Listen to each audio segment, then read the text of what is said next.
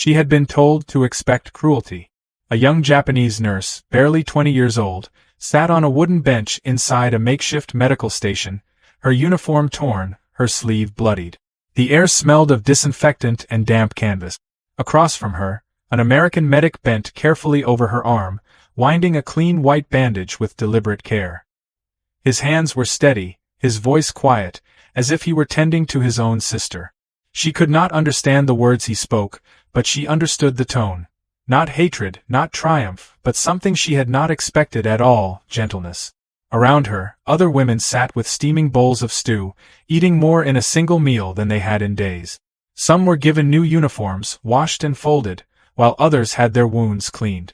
It was not paradise, not yet. It was confusion. For years, she had been taught that capture was worse than death.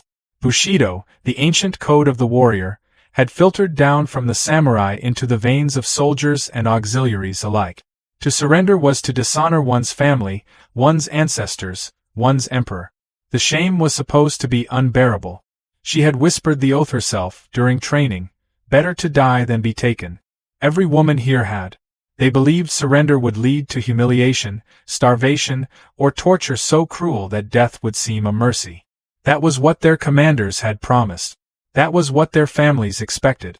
Yet now, in this tent with its smell of coffee and bread, the myth was beginning to collapse. The clash of expectation and reality was almost unbearable. When the Americans first approached, she had braced for a rifle butt, for mocking laughter, for the leering gaze of victors. Instead, one had offered her a cigarette. Another had handed her a canteen of water. When the medic touched her arm to examine the wound, she flinched as though struck. But he only frowned, nodded, and set about his work. She found herself staring at the bandage, so clean against her bruised skin, and wondering if it was some kind of trick. The war she had left behind had no room for such moments. In the Pacific Theater, she had witnessed soldiers abandoned by their own units, left to bleed out because they were too weak to keep marching. She had seen rations divided into slivers of rice, sometimes stretched with bark or sawdust. She had seen officers strike subordinates across the face for faltering under exhaustion. This was discipline, they were told. This was honor. Suffering was the currency of loyalty. Mercy was weakness. That was the world she knew, until now. Facts tell part of this story. Between 35,000 and 50,000 Japanese soldiers, and a smaller but still significant number of women, would be taken as prisoners before the end of the war in August 1945. They had all been told the same tale, that the enemy would strip them of dignity, subject them to tortures so vile that suicide was preferable. Yet what they encountered instead was often the opposite. American camps, governed by the Geneva Convention, were built not on cruelty but on procedure, on the idea that a prisoner kept alive and well was worth more than one brutalized. For the Americans, a healthy captive was a source of intelligence, of propaganda, of moral superiority. For the Japanese, the very existence of such treatment was unthinkable. But numbers and treaties cannot convey what it felt like for a 20-year-old nurse to receive soup instead of scorn. She had not tasted meat in weeks. The broth was rich, oily on her lips, steaming with vegetables she had forgotten the names of. When she swallowed, her body trembled, not just with hunger but with disbelief. Beside her, another woman, older, wiped her mouth and wept openly. To cry over stew might seem absurd, even laughable. Yet in that moment the food was not just food, it was proof that the enemy saw them as human. The irony was sharp. While Japanese propaganda insisted that American captivity meant degradation, here were guards who learned their names, doctors who treated their wounds, cooks who handed out bread as if feeding comrade. Meanwhile, Allied prisoners in Japanese camps faced starvation rations, bamboo cages, and backbreaking labor. 1 in 3 would die. The comparison was staggering, almost grotesque. One side built survival into its prison policy, the other built death. Still, trust did not come easily. Some women refused food at first, convinced it must be poisoned. Others hid the chocolate they were given, certain it was bait. The nurse herself hesitated when the medic offered her a cup of coffee, the steam curling upward like incense. She had never tasted it before. When she finally drank, the bitterness startled her tongue. She coughed, and the medic chuckled softly, shaking his head as though amused by her innocence. That small, human sound, the laugh of an enemy, pierced her armor more deeply than any bullet. The shock was not only physical but cultural. These women had been raised in a system that stripped them of individuality. They were auxiliaries, functionaries, pieces of the great war machine. Their comfort did not matter. Their suffering was proof of devotion. And yet here, in the hands of their supposed foes, they were treated as individuals. A bed meant one body mattered. A blanket meant warmth was not weakness. A bandage meant healing was worth the effort. These simple things, so ordinary to the Americans, struck like revelations to the women who received them. It was a world turned upside down. Soldiers who had been prepared to die now found themselves fed. Nurses who had been ready to be shamed found themselves respected. Even the silence of the camp at night was disorienting. No shouted orders, no ritual punishments, only the distant hum of guards speaking quietly among themselves, the faint notes of a harmonica carried across the barracks.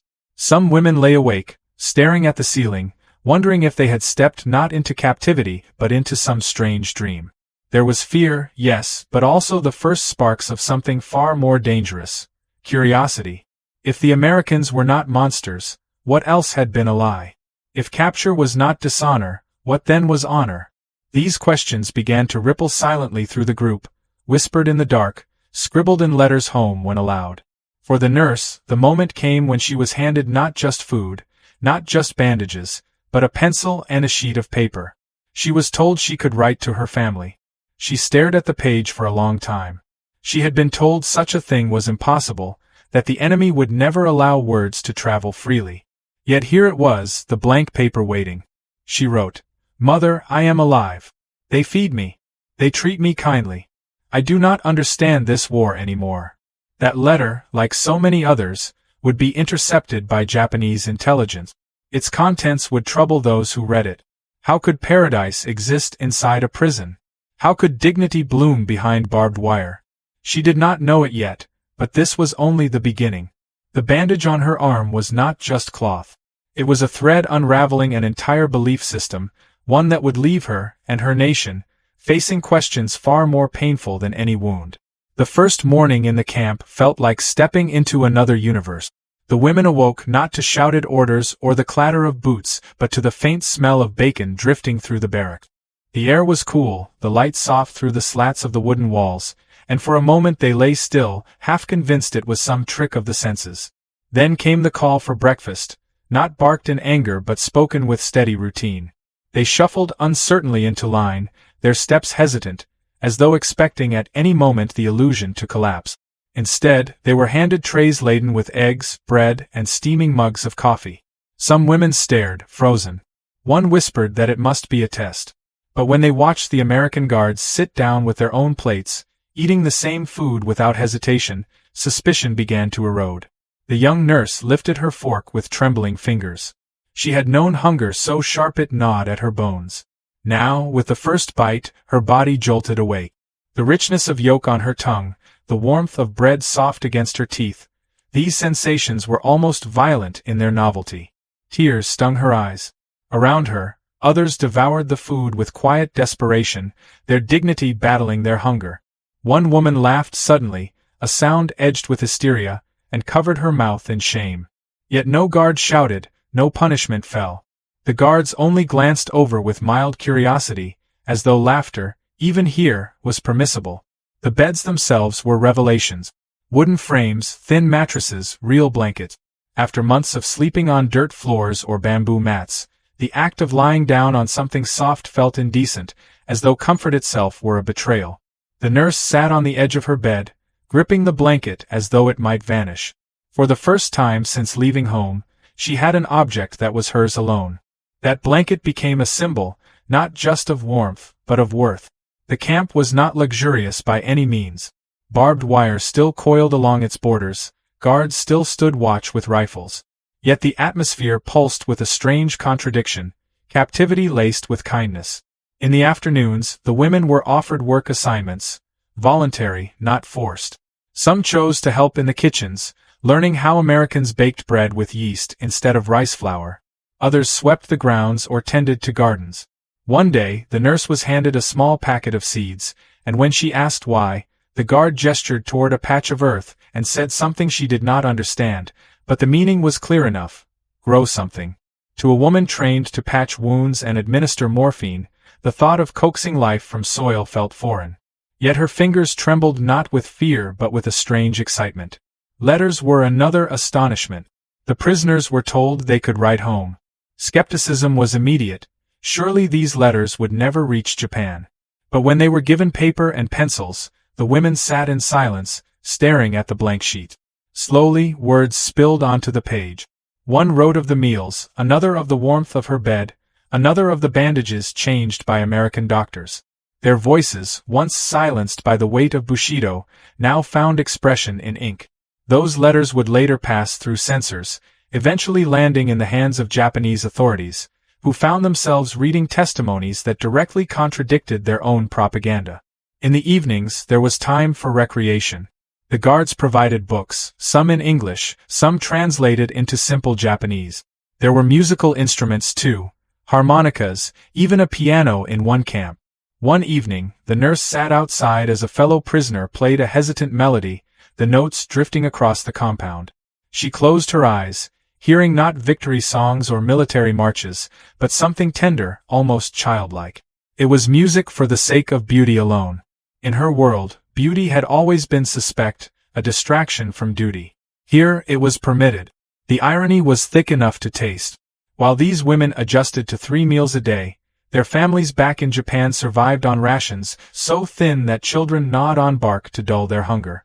Allied reports estimated that the average Japanese civilian consumed fewer than 200 calories daily in 1944. Meanwhile, in the American camps, prisoners gained weight, their cheeks filling out, their bodies regaining strength. The paradox was cruel. Captivity offered more life than freedom had. At first, many of the women recoiled from these comforts, clinging to the notion that to accept them was dishonor. Some ate with rigid posture, refusing to show gratitude. Others tucked food into pockets, convinced the kindness would end abruptly. But over time, survival eroded ideology. A stomach full of eggs had more persuasive power than a pamphlet of slogans. The nurse herself found that each night, as she pulled the blanket around her shoulders, the voice in her head that whispered shame grew quieter. In its place rose another whisper, maybe I am worth this. Yet the dissonance gnawed at them. How could enemies treat them better than their own officers had? How could strangers care about wounds their comrades had ignored? One woman, once beaten by her superior for collapsing from fever, stared at her arm where an American doctor had given her medicine. She said nothing, but in her silence was a question louder than any words. There were moments of unexpected humor too. The first time the women were offered peanut butter, confusion reigned. One dipped a cautious finger into the brown paste, sniffed, then licked. Her expression twisted as though betrayed, and she spat it out to the laughter of the guards. Another tried again, and another, until eventually even the nurse found herself smiling, bemused by the strange, sticky sweetness. In that laughter was a crack in the wall of fear. The Americans, far from tormentors, seemed almost amused companions in this odd experiment of captivity. Still, beneath the warmth lay a deeper current. Each act of kindness chipped away at the foundations of what these women believed about honor and war. If surrender did not mean disgrace, then what had they been dying for? If the enemy could be gentle, then who truly was the barbarian? These questions lingered in every bowl of soup, every clean bandage, every note of music drifting in the night. The nurse, once certain that her life belonged only to the emperor, now lay awake on her narrow mattress, tracing the knots in the wooden ceiling. She thought of her mother, thin and hungry in a house without fuel, of her brothers marching in ragged uniforms. She thought of the stew, the laughter, the seeds waiting to be planted. She felt as though she stood on the edge of 2 worlds, one collapsing, one unknown. What unsettled her most was not the comfort itself, but the idea it carried, that her life, her individual life, mattered. That realization was more destabilizing than any weapon. Because once dignity is tasted, it cannot be forgotten. And as the weeks stretched on, as the letters traveled across oceans, as whispers of this strange paradise reached the ears of those still fighting, the implications would ripple far beyond the fences of the camp. The days in captivity began to take on a rhythm, steady and almost disarming. Morning reveille, breakfast of eggs or porridge, then hours that stretched wide with possibilities none of the women had expected. The barbed wire was still there, sharp against the horizon, yet within its bounds something subtler unfolded. It was not simply survival. It was the slow, quiet revolution of dignity. The young nurse found herself in a classroom one afternoon, a stub of chalk pressed into her hand. The board before her bore English letters carefully written by a volunteer guard who doubled as a teacher. She hesitated, heart hammering, before tracing her own shaky attempt at the word home. The guard nodded with encouragement, the simple gesture carrying weight she could not explain. She had never been asked to learn for her own sake. Education in her world had been about service, about sharpening herself into a tool. Here, learning was offered as if she mattered beyond her usefulness. That small word on the chalkboard opened a door she had never known existed. Letters from the camp became another kind of classroom. When she wrote to her mother, she struggled at first, the words stilted, awkward. What could she confess? That she was well fed while her family starved? That American doctors checked her wounds with more care than her commanding officers ever had? She settled on simple truths. The food was warm, the beds clean, the guards oddly kind. She did not understand it, but she wanted her mother to know she lived. Weeks later, when whispers reached her that such letters were intercepted and read by Japanese officials, she wondered what those men in Tokyo thought as they handled her words. Did they recognize the cracks spreading in the story they had spun? Medicine became another battlefield of perception. One woman, plagued by toothache for years, was led to a camp dentist. The chair was cold metal, the lamp harsh, but when the American leaned over and spoke softly, she realized with a jolt that he intended to ease her pain. Moments later, the rotten tooth was gone, and for the first time in years she felt relief. She touched her jaw in disbelief. No officer in her own army would have spared her from such suffering. The act was not just medical, it was radical. Pain, she realized, was not inevitable. It could be answered with compassion. Even faith found room within the camp. A few of the women set up a small shrine with stones and scraps of wood, arranging it discreetly in a corner. They expected it might be torn down, yet when an American guard saw it, he only nodded and walked on. The permission was startling.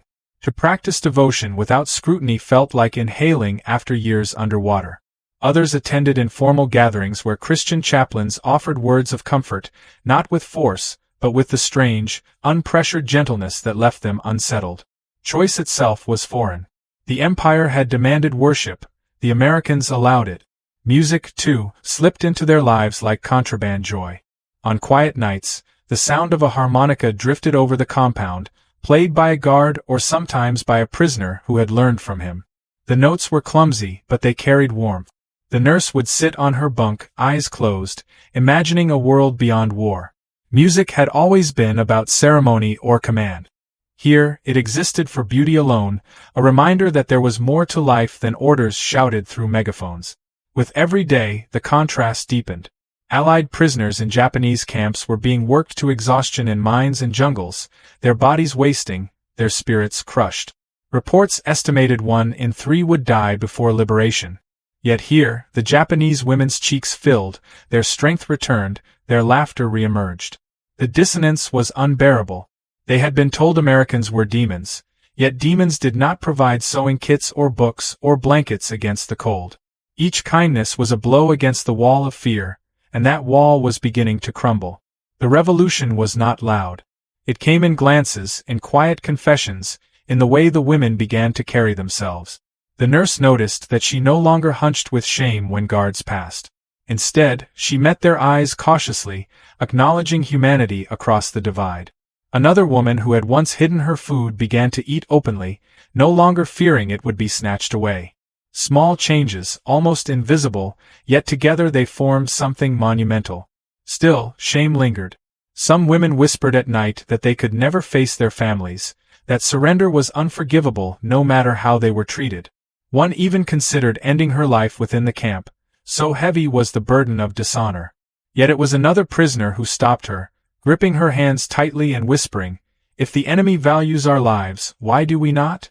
That question hung in the air, impossible to dismiss. It was the seed of transformation, worth discovered through the eyes of supposed foes. The Americans, perhaps unknowingly, wielded kindness as a weapon more potent than any rifle. Intelligence flowed more easily from lips unbroken by torture, offered freely by those who felt a debt to repay. But something deeper was at work. These women were not merely cooperating, they were awakening to the radical notion that dignity was not tied to obedience or death. It was a birthright, something no emperor or general could erase. One evening, as rain pattered softly against the barracks roof, the nurse held in her hands a pair of spectacles newly fitted for her eyes. She slipped them on, and the world sharpened. Lines became clear, edges distinct, faces visible in ways they had not been for years. She blinked back tears. The American doctor who had handed them to her said simply, "No one should live in a blur." She understood enough to catch the meaning. Vision, yes, but also clarity. For the first time, she saw not only the world, but herself, more sharply. These transformations did not come without cost. They tore at loyalties, shook foundations. What did it mean to serve an empire that starved you while your enemies fed you? What did it mean to honor a code that demanded your death when life itself offered such unexpected mercy? Each woman wrestled with these questions alone, yet together they formed a silent chorus of doubt. The nurse often returned to her blanket at night, clutching its edge, remembering the oath she had once sworn. Better to die than surrender. Now she lay alive, warm and fed, unsure if she had betrayed her country or if her country had betrayed her. That uncertainty became the true wound, deeper than any shrapnel, harder to heal. And beyond the camp, rumors began to spread across battlefields. Rumors of prisoners treated well, of women writing letters, of dignity preserved behind fences. Soldiers who once charged into hopeless battles now hesitated, if only for a breath, wondering if capture might not be the end. That hesitation was dangerous, not just to the Empire's armies but to its very soul. The nurse did not yet know the full weight of what was happening. She only knew that when she looked in the mirror one evening, borrowed from the infirmary, she saw more than a prisoner staring back. She saw a human being, valuable, irreplaceable, alive. And once that realization took root, there was no going back. What she could not imagine was how this quiet revolution would echo far beyond the fences, reshaping not only her own life but the course of an entire nation still clinging to myths. The war ended not with the thunder of artillery but with silence. When the announcement came, the women in the camps did not cheer. They sat stunned, staring at the ground, unsure whether to believe it. Japan had surrendered. The empire that demanded they die rather than be captured had bowed its head. The barbed wire still framed their view, but its meaning shifted. It no longer marked them as prisoners of an ongoing war, it marked them as witnesses to its end. Repatriation began slowly. Trains, ships, and convoys were organized to return them to a homeland they had not seen in years. The young nurse boarded a vessel bound for Yokohama, clutching a small bundle of belongings the Americans had allowed her to keep. A blanket, a pair of spectacles, and the letter she had written to her mother. The sea stretched endlessly, gray and vast, and she wondered what awaited her. Would she be welcomed as a survivor or shunned as a traitor? Would the kindness she had known in captivity dissolve the moment she set foot on Japanese soil?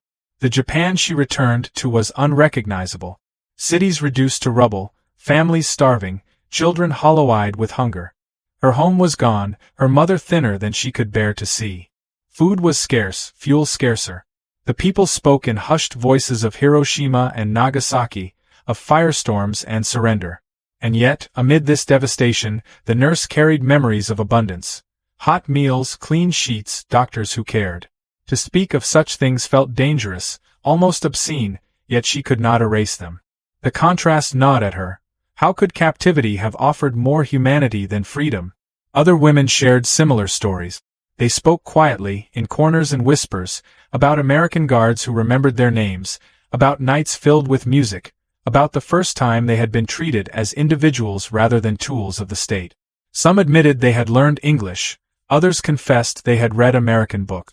For a few, these experiences became seeds of transformation. They found themselves questioning everything they had been taught. The worth of sacrifice, the meaning of honor, the role of women beyond service to empire. The revolution that had begun behind barbed wire did not end with release. It followed them home. Not all could bear the weight. Some returned to families who viewed them with suspicion, ashamed that they had surrendered at all. A few never spoke of their captivity again, burying the memory as though silence could erase it.